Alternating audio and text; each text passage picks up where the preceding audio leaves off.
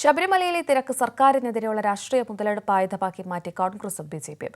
സ്വാഭാവിക തിരക്കിന്റെ സർക്കാരിന്റെ വീഴ്ചയാക്കിയാണ് ഇരുകൂട്ടരും പ്രചരിപ്പിക്കുന്നത്. ശബരിമലയെ രാഷ്ട്രീയ മുതലെടുപ്പിനുള്ള ആയുധമാക്കി കോൺഗ്രസും ബിജെപിയും ഉപയോഗിക്കുന്നത് ആദ്യമായല്ല. യുവതീ പ്രവേശന കോടതി വിധി വന്ന സമയത്തും അത് കണ്ടതാണ്. നിലവിൽ ശബരിമലയിലുണ്ടായ സ്വാഭാവിക തിരക്കിനെയാണ് സർക്കാരിന്റെ വീഴ്ചയാക്കി മാറ്റിയത്.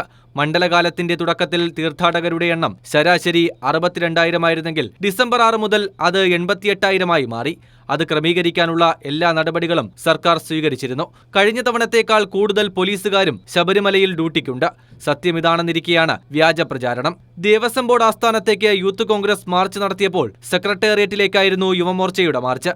സംസ്ഥാനത്തിനകത്ത് മാത്രമല്ല പുറത്തും അജണ്ട വച്ചുള്ള പ്രചാരണം.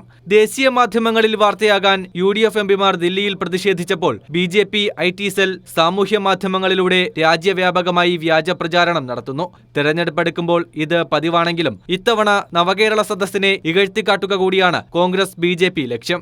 കൈരളി ന്യൂസ്, തിരുവനന്തപുരം.